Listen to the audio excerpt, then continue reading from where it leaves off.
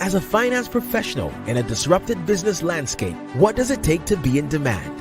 What does it take to attract great paying international roles? If you're an ICAN member, it'll just take one exam. That's all it takes to complete the globally recognized CIMA professional qualification and the internationally respected CGMA designation. As a CIMA member and a CGMA designation holder, employers will look at you as a finance professional, constantly acquiring new skills to add value to the business. That's why they'll be willing to pay premium to hire and retain you. If you have 5 years of relevant experience and are an ICAN member, you can directly sit for the final exam of the CIMA Professional Qualification, the Strategic Case Study Exam. Start studying the CIMA Professional Qualification. Prepare professional to colleagues. make an impact.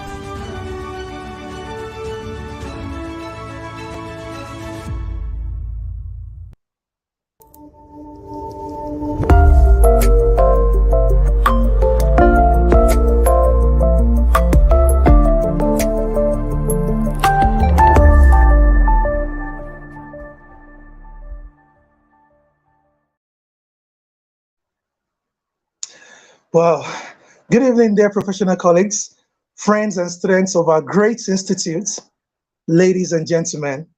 You're welcome to another episode of ICAN on Air today, Thursday, the 9th of March, 2023, and the third episode in what I would like to call the Marvelous March series, proudly brought to you by the Institute of Chartered Accountants of Nigeria. I am your host, Olamide Balogun, FCA. On today's episode, we'll be taking a close look at the topic, positioning chartered accountants to provide sustainability assurance services. Positioning chartered accountants to provide sustainability assurance services. And our guest for today is Mr. Samuel Egbevem, FCA. A brief profile of Mr. Samuel Egbevem. Mr. Samuel Egbevem is a partner at Ernst & Young and a West Africa sector leader for climate change and sustainability services within the Financial Accounting Advisory Services, FAAS unit. He has over 20 years of professional experience across Africa and the United Kingdom and across a number of sectors and industries. He holds an MBA in finance from the University of Hull in the United Kingdom, and he is a member of Sustainability Professional Institute of Nigeria, as he is a fellow member of that institute, the Institute of Chartered Accountants of Ghana, the Institute of Chartered Accountants of Nigeria, our great institute, Chartered Institute of Taxation, Ghana, the National Association of Certified Valuators and Analysts. He also holds a Bachelor of Commerce degree from the University of Cape Coast, Ghana. He was one time a technical advisor to the IPSAS board for 3 years. He is a member of the Nigeria Integrated Reporting Committee, that's the NIRC. He has a certificate in climate bond initiatives. He's an expert in GIR and international integrated reporting frameworks. He specializes in advising clients on their sustainability and green finance initiatives. He has helped in providing assurance and advisory to major entities in West Africa on their sustainability reports, and also supports clients in developing and implementing their sustainability strategies. He was part of the team for the drafting of Nigeria's first BUR on the NDC experts in climate and finance, and a regular panel of judges to the CBN Sustainable Banking Award.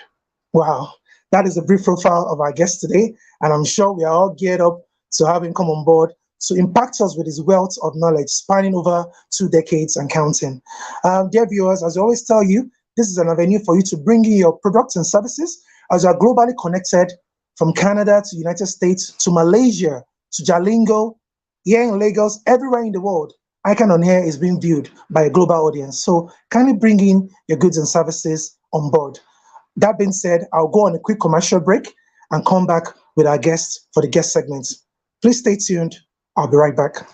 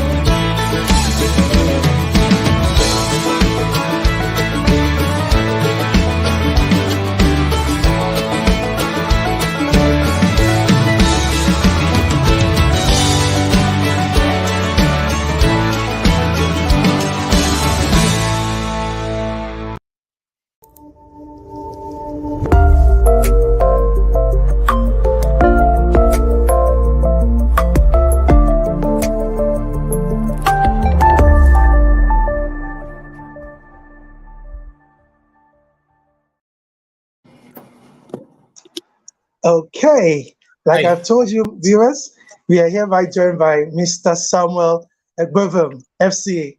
Welcome on board, sir. Welcome to ICAN on Air. Thank you very much, Mr. Olumide, for having me here. Yes. Thank you so much. Yes, we're so glad to have you on board, and I'm sure our viewers are also raring to go to tap into your wealth of experience. And one thing that we're always short of is our time, so I'll just go straight into it by posing this to you, so that sustainability is not only a global issue today, but also a global concept. By guesting you today on our show, our global audience would gain a lot from your wealth of knowledge and experience. Sir, what is sustainability in general? That was very interesting. Thank you very much, Olumide. Well, and I want to say hello to all the audience. In a layman's view, I want to say sustainability is about our ability to exist or to continue indefinitely. So that talks to the fact that we live in an environment on a planet Earth. We interact with a lot of things like the air we breathe, the water we drink, the sunlight, the environment, everything. How do we live in harmony for the perfect being of every one of us? So sustainability is about making sure that whilst you live your life, you're very mindful of the environment you live in. And that is my layman's view. But then when you talk about sustainability, it's a subject area, so there are technical definitions for sustainability, in which case we are looking at the most acceptable definition about the Brundtland Commission, which says that sustainability is about living our life today, or living ability to live today, and also without impacting the future generations' ability to live and feed for themselves. So that in a nutshell is like we are mindful of what we do today and tomorrow. We live as if tomorrow would also come. So let's take, for instance, we have a lot of African governments borrowing, and we borrow to fund current operations, current activities of the government, current infrastructure. But the question is, will that put burden on the future generations' ability to live and feed for themselves? So if we borrow and we don't use those resources effectively for the benefit of our generation and the future generation, then we're not talking about sustainability. So being sustainability minded is that activities that is taken by the government, by the individual, by the institutions are mindful of the fact that we want to live today and tomorrow. Thank you. Wow. Thank you so much. That is a perfect way to put it. Living Yeah. with tomorrow in our mindsets, knowing that whatever it is we do today will also impact tomorrow, and we should make the future Yes. better for those who are coming. Very well said, sir. Yeah. Our global viewers will also appreciate it, sir, if you can aid us to have a better understanding of the factors of sustainability and or the sustainability methods. Okay. In fact, that is a way of saying what are the foundations of sustainability, and this Absolutely. is based on majorly depending on your school of thoughts. You will say 3 factors, others will say 4 factors, but largely we are looking at 3 factors. We talk about the people, the planets, and profits, and that also fit into the issue of living today, having tomorrow in mind. So people live on the planet, they involve in activities such as business and all those things. That's for their own benefits. And that benefit must be also mindful that tomorrow is there. So we have human beings that involve in things like corporate entities. The corporate entities make use of the natural resources, the manufactured resources for business. Are they also mindful that their impact will create a better tomorrow?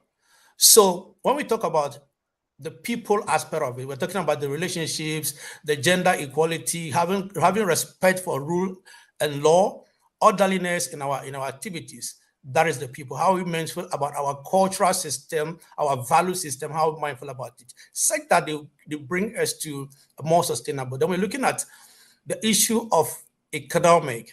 We should be we shouldn't be focusing too much on economic benefits, or we shouldn't be focusing much about profit without looking at its impact on society. So you can be producing things like, let's say, water or sachet water, and then that is beneficial to human beings. However, what are the packaging of water such that can create nuisance for our people tomorrow? So as we bring our products to satisfy today's need, we should be mindful of tomorrow, such that the packaging of the water would not create environmental nuisance that would create problem for us tomorrow. Then we're also looking at the environment. The environment is things like the natural resources we have, such that if we are investing or we are depleting the natural resources, are we depleting them economically such that the future generation will also benefit from it? So those three are what we call the factors or the method of assessing sustainability. And some call it they are the pillars of sustainability. That means when we talk about sustainability, what are the things that sustain itself, that concept? And we're looking at it from people's perspective, we're looking at it from economic perspective, and we're looking at it from the environment perspective. Thank you. Wow. Very well highlighted, sir. You took us to the fundamentals and the rudiments, and it's making it quite easy. I can tell you that I'm also taking notes, and I'm sure our viewers are also taking notes and gaining from the wealth of your experience as you're dishing it to us. To our global audience who are connected, we are being guested by Mr. Samuel Egbevem, and we are talking about sustainability, that is positioning chartered accountants to provide sustainability assurance services. Kindly send in your questions as the show goes on, and we'll be here to deal with them as they come in. So moving forward, from the prism of sustainability, what is sustainability assurance services? And could you please run us through the importance or benefits of sustainability assurance services? Okay. So thank you very much for that question. The issue of sustainability assurance has historical background, where sustainability issues used to be nice to have. But in today's business imperative, sustainability is something we cannot do away. So information about entities' pronouncement or entities' claim about their sustainability impacts are things that stakeholders, society, investors, regulators take very seriously. So to do that, we need to bring information that are published over there to be more credible. So here comes the sustainability assurance. So sustainability assurance is actually to provide that credibility to the information.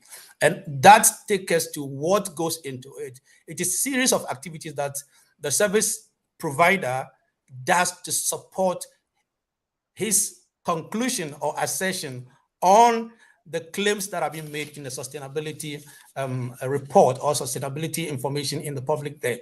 So you'll be having, it depends on what you do. Broadly, we're looking about some standard, but broadly, we're looking at planning the engagement or preparing planning activities, undertaking the querying or investigation or interrogating the information that you have in there, performing certain activities, and also drawing conclusion on the report, and then providing that report, which is used in the public domain, either in the client's or in the entity's report, to show that somebody has expressed an independent opinion on the information they put in their report.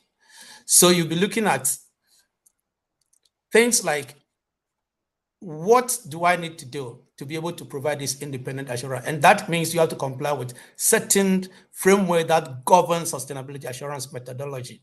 And we're looking at, from our point of view, we're looking at ISE 3000, which is a standard that is issued by IFAC to govern non-assurance of non-financial information in sustainability report. I hope you get my point, or I got to answer your question properly. Is there anything? Yes, you are. Let me know. No, you're actually, yes, you are. Please go on, sir. You're answering them correctly. I was asking also, the follow-up question will be the benefits of sustainability assurance services. Yes. Okay. The benefit of sustainability assurance are numerous, but clearly it goes to the individual company that is calling for the sustainability assurance services, they are able to put a credible information. They are able to back up their claims that, yes, there has been an independent opinion which supports our assertion, in which case there is credibility to that information. Sustainability assurance services also help organizations to be proud of their brand, such that they are able to liaise or work with equal-minded entities, such that they take the benefits from being assured in their sustainability. And again, it's also helped attract a lot of employees, good employees that think of tomorrow. And again, employees are very much mindful or proud of their organization they work with. If the organization put a sustainability information there and it's assured, such that they can hold it, flag it, and say, look, my company subscribed to the global mindset of living today and thinking about tomorrow. They are very much proud of that. There are also a lot of benefit. For instance, it's work towards achieving our sustainable development goals, such that we are not faking, in quote, we are not faking the result that we published, but we are putting in credible information that together support our effort to achieve our NDCs and sustainability ambitions. Excellent, sir. Yeah. Excellent. I like the way you put it, that we are not faking it. We're actually putting it together in the proper way, so to ensure that things are done appropriately. And I guess the follow-up thing will be, what are the sustainability assurance standards that are applicable, and like the industry standards for sustainability that you could share with us, sir? Okay, I did mention of IASE 3000, yes, which is revised. And then there's another one also called AA 1000. That one is mostly issued by an organization called Accountability. Now, because we are accountants and we subscribe to IFAC pronouncements, I believe a lot of accountants would rather want to use the IASE 3000, which is revised. And that requires us to plan our assurance activities, assess risk, process data and assess data validity, challenging the data that is put in the report, and also concluding and reporting on the report. So what it means is that we have to go through those processes, and you have to assess yourself whether you are properly trained to be able to go through these processes to be able to use it. The other one, which is IA 1000, has its own requirement, which is also similar to that. But because we are accountants, I want to believe that we subscribe to the IASE 3000, the revised version, which requires us to plan engagements, assess and interrogate data, carry on activities that will provide evidence to support our assertion, and also issue our report, which contains our conclusion or opinion. Normally, there's a difference between opinion and our conclusion anyway, depending on whether you're performing a limited assurance or a full-blown assurance. Okay. Yeah. Absolutely. Thank you very much. Yeah. Absolutely. All right. Very well said, sir. Well, this is indeed coasting on a smooth level. And like I always tell our global audience, kindly posing your questions. We are here to take them as they come on board. The topic of today is positioning chartered accountants to provide sustainability assurance services. And our guest, Mr. Samuel Egbevom, FCA, has been doing justice as we engage him on this critical topic. Moving swiftly, sir, as we dig deeper in this discourse, please could you give our global audience the nexus between sustainability auditing and sustainability assurance? Or are they a Siamese twin? I can see you smiling. That's a very interesting question, a very tough one. But okay. I'll try my best to look at it, not from the semantic point of view, but operational point of view. In semantic point of view, you would say that you're looking at auditing sustainably, in which case you're looking at the ethical, maintaining the ethical values that support the audit sector. We will not be having flaws in the audit. So it requires you to follow all the auditing guide and the requirement of a professional accountant in undertaking professional audit. Now, auditing itself is part of ensuring credibility in the report, in assurance, in sustainability report or a financial report.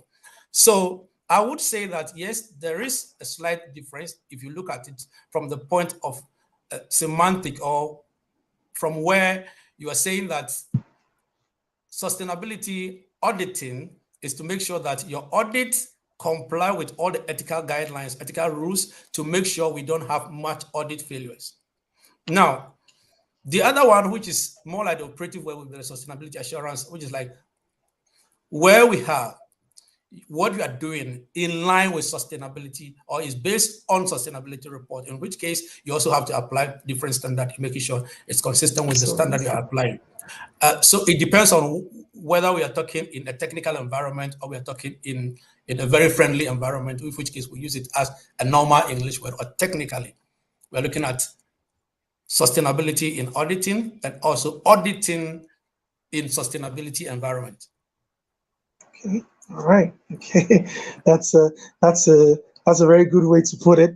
And I really like the way you summed it up that way.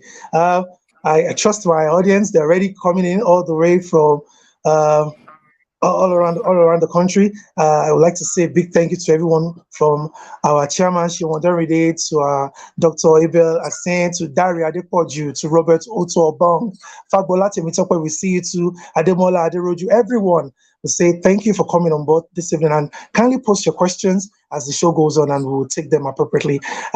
Mr. Igbovem, as chartered accountants, we have been supporting and empowering others. It's time to support and empower ourselves. Sir, could you run us through the roles of chartered accountants in sustainability and sustainability assurance services? Okay. Let me step back and say that accountants, by their training, are very much skeptical, very much methodological, and they are also very much people that are compliance oriented. So we're looking at sustainability as a way of ensuring a better tomorrow. And so there are a number of demands. So accountants have significant role to play in achieving sustainable goals or sustainable development goals. Now, there are areas where we want to bring accountants in. For instance, you can see variety of, before the International Sustainability Accounting Standard Board came in, International Sustainability Standard Board came in, there were a variety of standards that were used in sustainability reporting and even assurance. But then when it's brought to accountants' purview, we have developed a framework and a standard that is going to be globally consistent in applying and in reporting disclosures regarding sustainability KPIs. So accountants should play a role in terms of setting the standard itself that is going to govern sustainability work and sustainability reporting or disclosures. Now, an area where I think accountants would also have to play a role is their involvement in drafting the narratives of sustainability report. Accountants are very good in terms of writing reports, and so getting involved, sustainability report is about narratives, laying claims about what we have done. And this is done in line with certain frameworks, for instance, the GRI standards. So I believe accountants can play a significant role in terms of helping in drafting the narratives of the sustainability report. Another area I want to say is that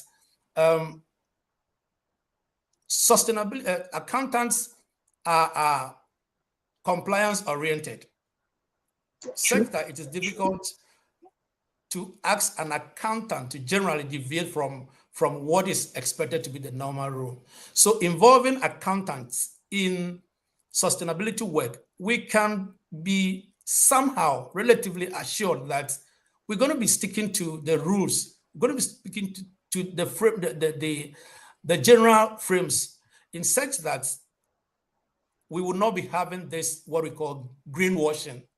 So we will see accountants come on board because they are trained to speak the truth.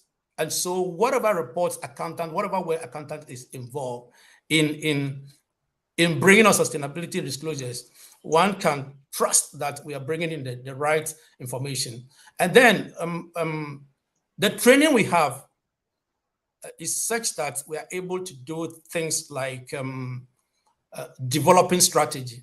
So accountants can support sustainability work in such that we're able to craft properly sustainability strategy that can be embedded in organizational general strategies, such that everything we do from procurement to disposal of waste are all sustainability driven. So involving accountants in drafting sustainability strategy and implementation are things that we can see accountants play a significant role over there. I would also say that accountants will be involved in terms of providing assurance. However, maybe we'll come to that, where we don't. What are the training we need to be able to have effective assurance? But then, one thing we learn from audit is that financial audit is that at the end of every audit, the auditor provides what we call the management reports, which contain recommendations that are used to improve the system. So involving accountants in sustainability work, they are people that can criticize or critically examine situations, issues, controls, and advise on what should be done to help to improve the system. So we need to involve accountants, or they can play a significant role in designing the system, providing feedback to improve the system very well, so that we can have consistency in our sustainability agenda. Now, maybe the last one I want to talk about is things like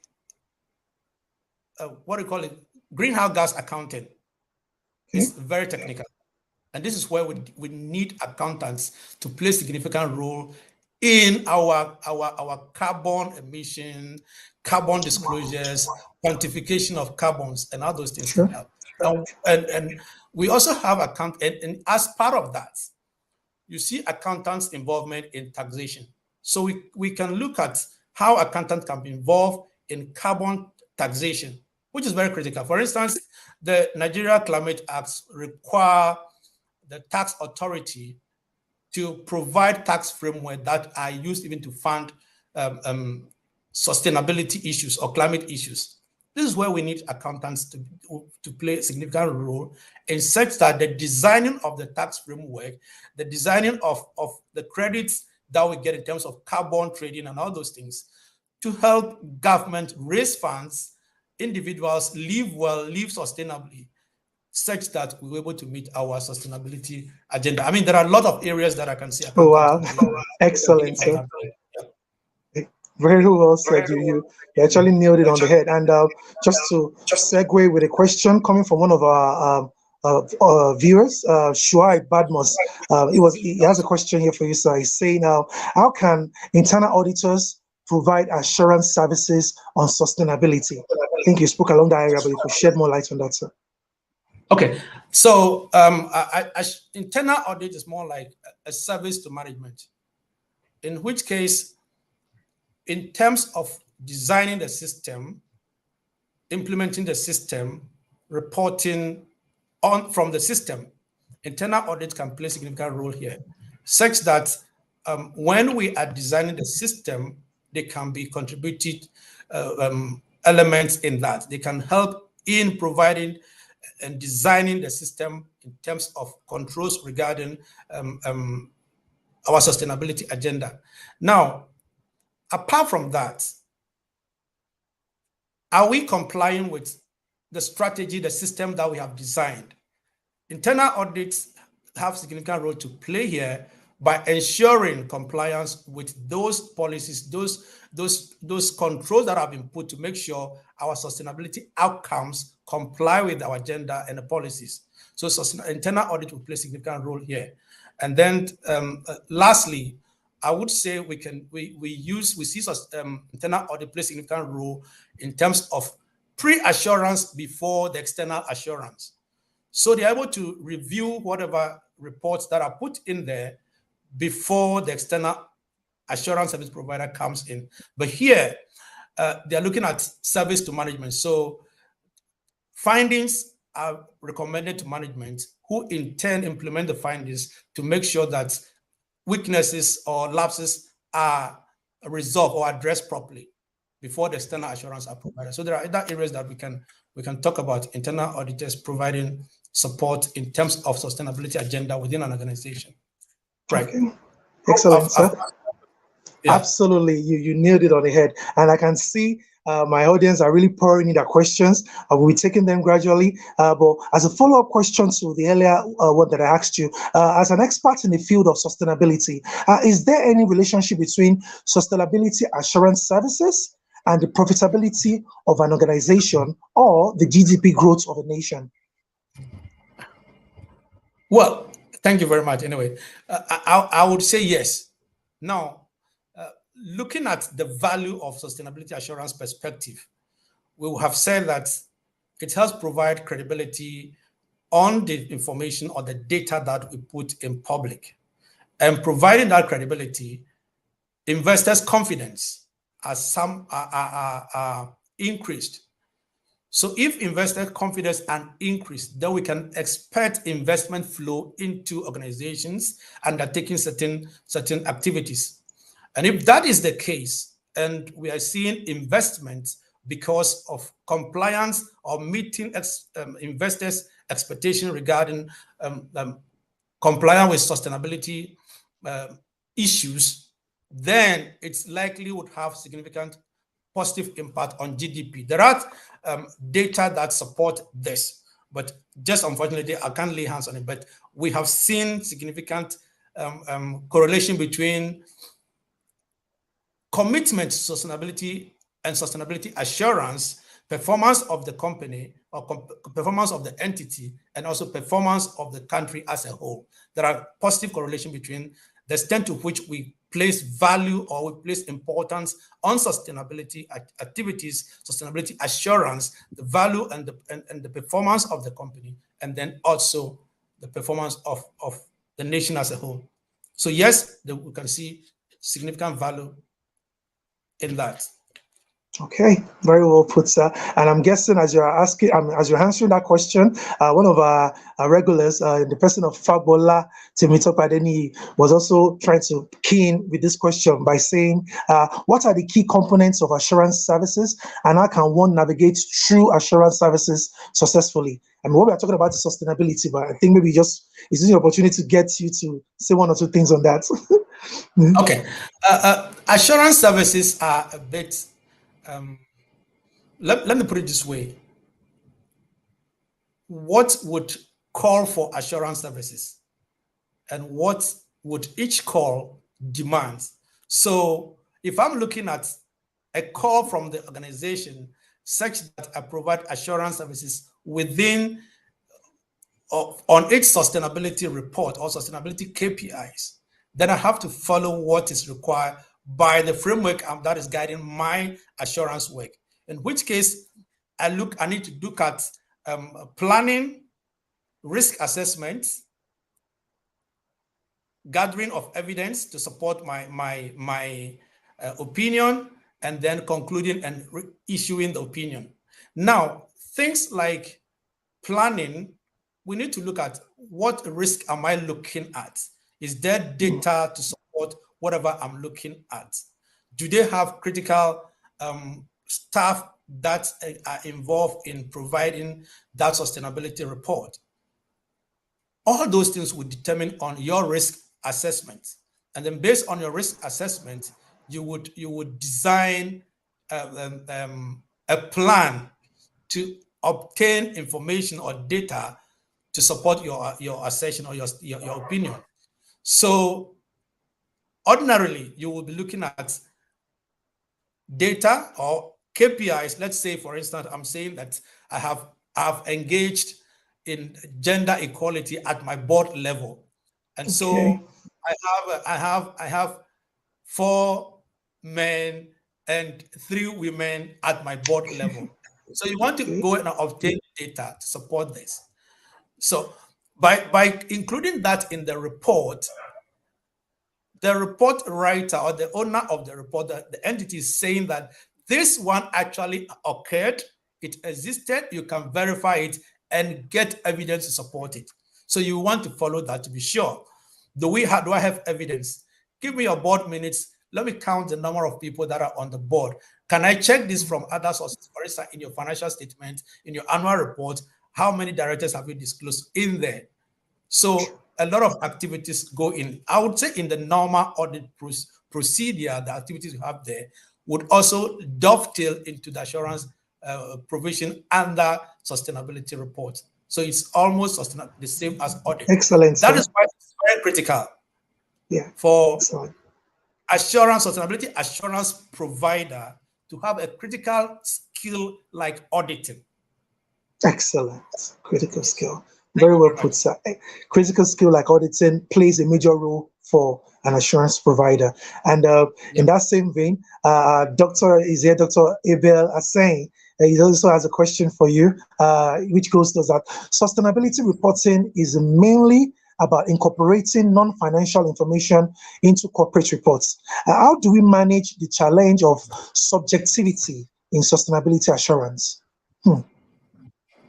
Okay. Now,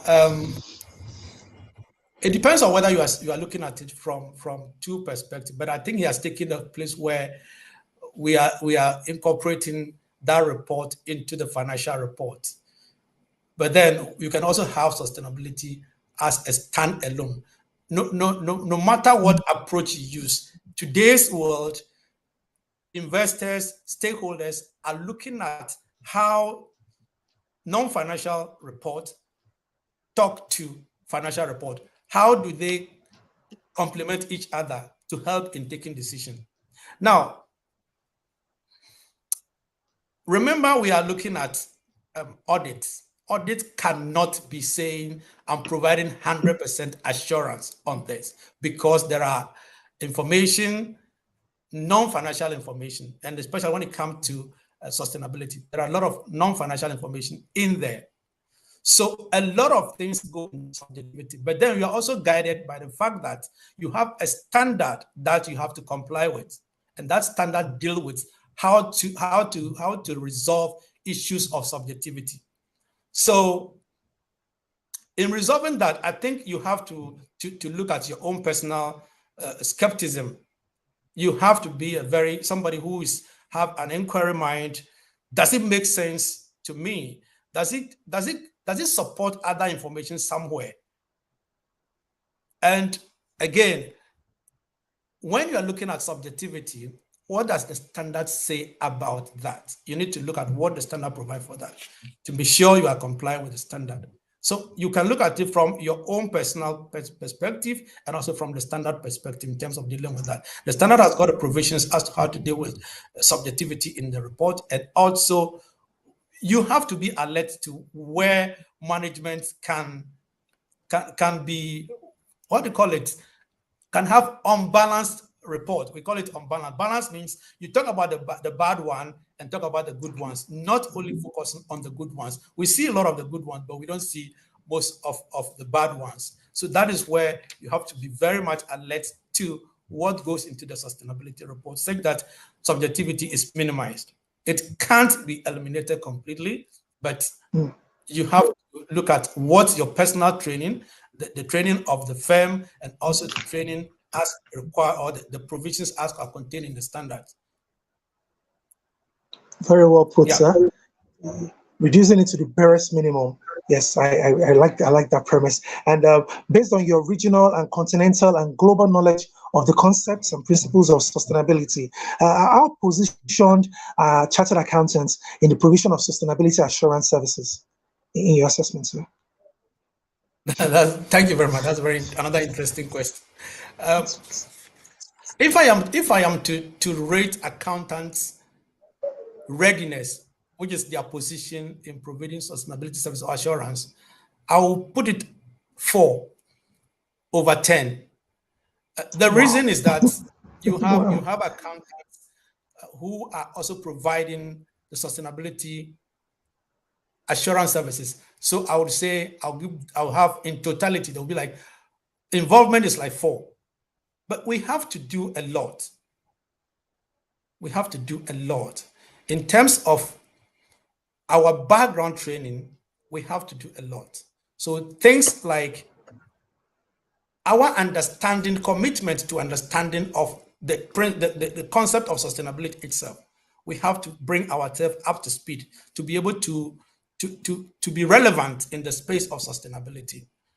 Do we have trainings that help us be relevant in the sustainability space? So we have to get involved in it by training ourselves, either attending courses, things like events such as this is also relevant in positioning accountants to be in the space of sustainability. But generally, we are not trained to be involved in sustainability. We have always been thinking that sustainability belongs to sustainability professionals.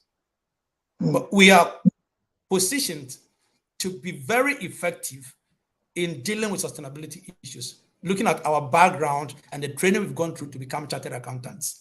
And so we shouldn't leave sustainability issues to some group of people as professionals on that. Yes, there are qualifications that would enhance your ability to deliver in sustainability environment. But those training, those qualifications are not beyond the accountant. So we have to get involved. For now, we are not there, and we have to do a lot to be there. Oh, wow. Yeah. No, that is the hard truth you've told us as chartered accountants. For now, we are not there, Yes. but we need to No, be we are there. not there. And We are not there. those qualifications are not beyond us. These are things we can actually get once we put our Yes. mind to it. Absolutely. Yeah. Absolutely, sir. And things, yeah, I was going to say the institute will have to play a significant role here if we want to be involved. We want to be very much at the forefront, as we've done by International Sustainability Standard Board. If we want to be at the forefront, the institute have a major role to play, either looking at our curriculum. Do we have elements that talk to sustainability? Can't we even get our people to be examined in some aspect of sustainability? For instance, carbon accounting are areas that we can get our people to be educated on properly, examine, and get them involved. In fact, sustainable finance is a major, huge area that we can play a role. When we talk about finance, in quotes, nobody understands finance more than the accountants. I mean, other professions, they can forgive me there, but I know what accountants are capable of bringing onto the table. So when we talk about sustainable finance, we are able to provide a huge support and get involved in shaping the agenda for sustainable finance, which will be very much beneficial in terms of what is impacting the climate now, transition to clean energy, all those things. There are areas that sustainable finance plays a significant role, and our involvement in that will help the sustainability agenda very, very effectively. Thank you very much. Very well put, sir. And in that same vein, Robert Otto Obong is posing this question by saying, does government has interest in sustainability reports of entities? If yes, what do they use it for? I think he's just trying to coming from the angle of the government side of it. It depends on the jurisdiction you find yourself in. Our context, in our environment, let's put it in Africa, governments don't seem to be too much interested in sustainability report of corporates. Right. This is because even the organization themselves, of late, until recently, they didn't see the value in their sustainability reporting. So largely our African governments don't seem to be too much interested in the sustainability reports of corporates. However, with the commitment to our nationally determined contribution, our commitment to our Paris Agreement, which demands that we deliver on certain KPIs, governments are now beginning to harness what corporates are doing, and so disclosing their sustainability as a method or as a way of attaining our sustainable development goals, or our ability to attain our NDC targets. So if you, for instance, you are supposed to reduce your carbon footprint by a certain margin, by a certain time, how do we aggregate this thing? Is it only the government businesses that are supposed to reduce their carbon footprints? But government are now creating platform where these various sustainability reports can be fed into, such that if company A, B, C says or claim and verify that they've reduced their carbon footprint by this margin, then that works into the national aggregate. So we see a lot of governments these they get involved, but until then, government have not taken too much interest in sustainability reports of corporates. But now we see Wow. a lot of, for instance, the passage of this Climate Change Act on Nigeria is an indication that government is going to be involved in sustainability reporting of the entities, because there's a requirement over there that you have to have your carbon reduction strategy and report on it regularly to government agency within the law. Wow. Right. Very well put, sir. The government can do better, and they're taking steps in also doing better. And hopefully, we hope the future will bring better results to us. From your depth of knowledge, experience, and skills, what are the practical barriers to sustainability assurance services? And I know you touched on this earlier. Maybe you could just shed a bit more light to it. Yes, sir. Thank you very much, Olumide. The practical barriers are a lot. One of which is critically is the commitment or the importance of the report to management. Right. Because management do not place so much, I mean, I'm talking about of recent past, management do not place significant importance on sustainability reports. They don't pay particular attention to whatever you do to provide assurance or report, or the outcome of the assurance activity. So that alone set a tone for the environment in which you are conducting your assurance. If the environment is not conducive, is not that place much value on the assurance, you are limited, you are restricted in terms of even making recommendation. Are my recommendation going to be taken seriously? The other one is data itself. Mostly claims are made in the sustainability reports, and to get access to information, data, to verify those assertions are very difficult. We do not have sustainability systems that integrate financial performance and sustainability performance largely. So sometimes data becomes a practical difficulty that we go through in terms of the providing sustainability assurance. Another one is the people that are involved in the drafting of the sustainability report itself. Very true. So some see your report as a check on their KPI achievement. Yeah. So contribution support in your assurance work sometimes have this at the back of their minds. And so you would be challenged. There will be delays. There will be restrictions in that kind of thing. So we have things like that. Okay. And the other one is that the thing you are doing, whatever you are doing, is you're going to finish your report and go away. So whether you do it quickly, you do it professionally, it's your work. Do it and go. So you don't see the commitment. You don't see the commitment coming to support the fact that we're going to add value to our work. Yes, I'm not saying this is very much pervasive, but these are some of the things that you get across certain organizations. And in aggregate, those are some of the things that are practical difficulties we face when we're providing sustainability assurance. Oh, wow.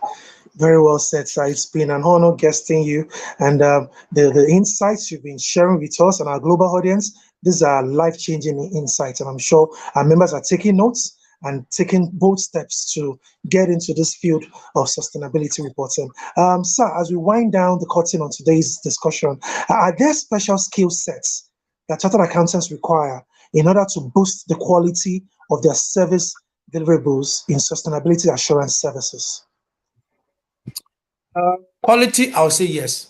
Number one is, it's not, you are aware, you know, you bear with me, there's not every accountant that is an auditor. So to provide assurance, it's more like an audit work.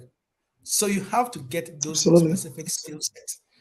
I think I mentioned earlier on that auditing skills is very critical in the ability to provide quality sustainability assurance. So that is a very good skill set. And another one is skills like professional skepticism, ability to question things, to not to take things on the surface. Somebody would argue that this is part of this audit skill, but I think that is a critical success skill that you require to provide a very efficient and credible assurance service. So if you want to be an effective assurance service provider, then your professional skepticism needs to be sharpened. It needs to be sharpened such that you don't want to check the box. If management said we are involved in securing, our policies do not encourage child labor. Is that something you can vouch? Where else is that entity operating? Have you been able to question? You need to have a mind that will question, where are your operational boundaries? I need to check that you are not breaching this policy somewhere. So anytime you have information from the client or from management, you don't take it at the surface of it. Always have at the back of mind that what can go wrong. What can go wrong? Another skill set I want to think about here is that your ability to communicate properly, writing good report, because assurance involve writing, and either you are writing the opinion or you're writing commentary for management. You have to get skills of writing very well, and also things like communication skills. Don't take it for granted, because I can go to a client or a staff and I said, I need some information on this, and they will say, what do you need it for? Okay, you can get it from my audited account. You can get that information over there. But how does that talk to my sustainability assurance report? By the way, if you're able to communicate well that, you know what, my scope of work is different from the financial auditor's scope of work. And so I need this information from its originality to be able to support my assurance work. I believe that the client or the staff will understand why you need that. So ability to communicate to get what you want is very critical that auditors, accountants will need to be able to provide assurance work effectively. There are a number of other skills that we can talk about, but I think this touches on the critical skills actually. Yeah. Excellent, sir. You've been an amazing guest, and it's been a wonderful time having you on the show today. On a final note, in closing, sir, ICAN is always open to ideas that would positively advance the growth of our members, the accounting profession, and the Nigerian business environment. Please, what is your advice or suggestion to ICAN on identifying and filling knowledge gaps on the provision of sustainability assurance services? Within a minute, sir, as we wrap up. Okay, thank you. I hope this is not going to be taken as Ernst & Young's opinion or Ernst & Young's advice. No, this is your opinion. This is your opinion. This is my personal advice to ICAN. Yes, it is. This is on the spot advice I've given, so I'm going to think through it. I would want to classify this into short-term and also in the long term. I think I've mentioned it somewhere that in the short term, we can look at how do we prepare accountants to immediately play a role that is required of them in achieving sustainability agenda globally. So things like seminars, short courses, training, and all those things are things that ICAN can facilitate immediately. I mean, webinars and all those things ICAN can do to help accountants develop the skills or at least have the knowledge to make them relevant in delivering on sustainability agenda globally. Now, in the long term, I've mentioned that we need to have a formal training for accountants to position them better to deliver on sustainability agenda. So we want to ask ICAN to liaise with IFAC, probably crafting a curriculum that would be sustainability embedded in there. So by the time you finish your ICAN qualification, you are relatively knowledgeable in sustainability sector. You can play an effective role in meeting sustainability requirements of the global world. Wow. Thank you. Okay. Thank you so much, Mr. Samuel Ebevel, FCA. You have been amazing. Our global audience, thank you. We thank you on ICAN on Air, and we know that if we reach out to you in the nearest future, you'll be more than willing to come on board to share your wealth of experience with our members. Thank you so Always much. happy Thank to you. do that. Thank you very so for much. having me. I also want to Thank the you. audience for. If Thank there's you. any question and you want to pass it to me, I'm free to answer them at the background, that we can take it to the audience. Thank you very much. Not a problem. I'm sure we'll look here. Thank you so much. And to our viewers, that's the show for today. To those who we couldn't take their questions, our sincere apologies. As we all know, the show is strictly 1 hour. But peradventure, by the time you start bringing your goods and services for advertisements, maybe we could extend it more than an hour. So, but for now, that's the show for today.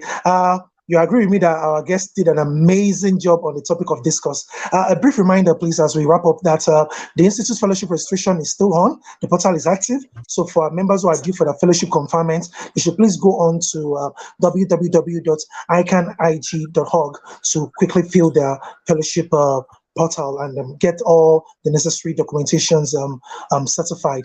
In that same vein also, the annual subscription is virtually due right now. So as you've proposed in your hearts to pay, kindly do that today. You don't need to visit the bank. You don't need to talk about you not having cash. ICAN has already gone cashless way before now. So just go on the portal, sign in, and you can make your transfer to pay your subscription. Also in that vein, the ICAN Annual Awards and Dinner is fast approaching. You can get information on the tickets on the ICAN website. They are selling fast. You don't want to miss out on that. It's an avenue to mix with who is who in the industry and connect and network. And who knows, you might just be meeting someone who is vast in sustainability reports and still get more of this knowledge being shared. To become your way again next week, Tuesday, with another excellent guest and topic. Like I always say, please do stay safe and have an amazing weekend ahead. On behalf of the producers and the editorial team, I am Olamide Balogun, FCA, saying thank you for your time and bye for now.